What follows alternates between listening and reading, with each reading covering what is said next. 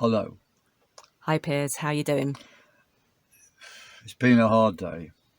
Okay, and is that because I gather that somebody has tried to scam you today? Can you tell us what happened? That's right.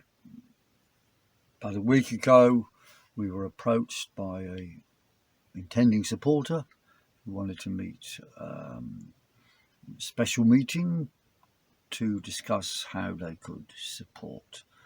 And I met them and described the situation we had in Weather Action, the business I run, as well as the campaign.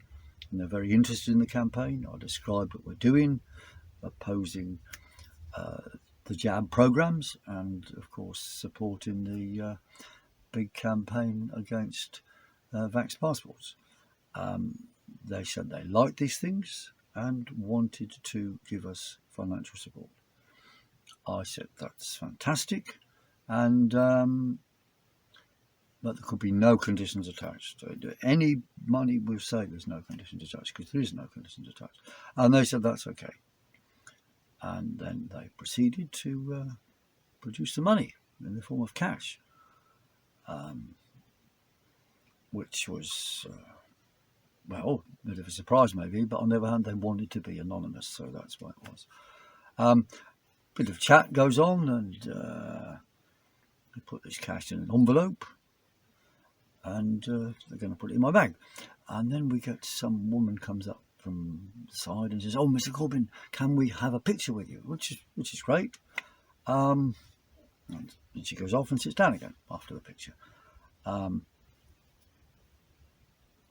Various discussions went on after that, but there wasn't much left to do. And although they'd said, they agreed completely, and this man works for, or rather, he's got wealthy from running a big restaurant chain, he said. But then towards the end, they started talking about how other ways in which he got well off, and one of them was investments, including in a vax company. Now, I was a bit taken aback by this, but he said, I feel guilty about making money in vax, so this is part of him offloading his guilt. So I thought, well, okay, go along with that. And they were not imposing any conditions, although his friend started implying this or that, but it didn't make any sense because the boss was clear. He agreed with no conditions. So they put, while I'd been distracted with the woman taking the photo, they put the bag of money in the bag, my bag, and then I went home. I didn't look in it until later because obviously you don't want to open these things in public. And when I got home, here we have it.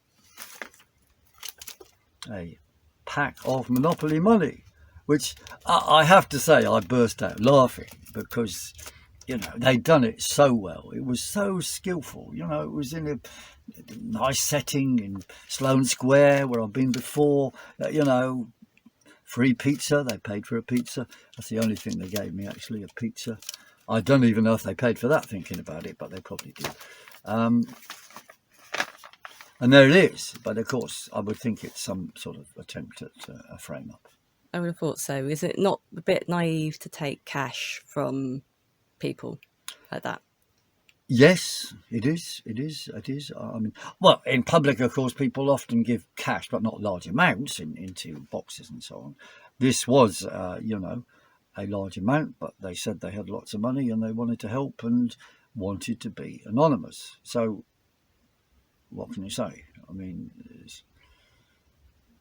so I took it, perhaps naively, thinking it would all be safe. But maybe they got a video of this. They're going to take clips of conversation to make it look like something.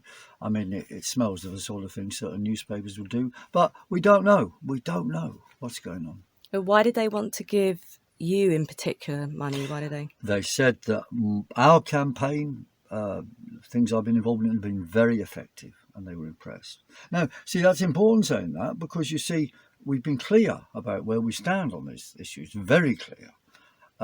So if they want to change us. Well, maybe they do want to change us, but we're not into being changed. And our position is clear: we're against vax passporting and against all the COVID jab programs.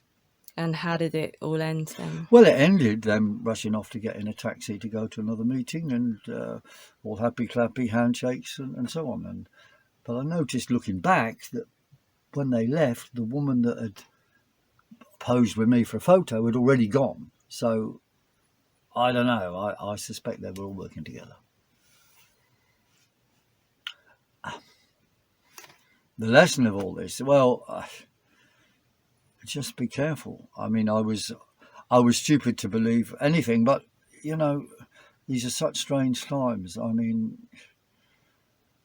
what can I say? I mean, but we stand firm that we're never going to do anything for, bend anything for a donation, and we stand firmly by everything we said and still say, and we haven't changed at all.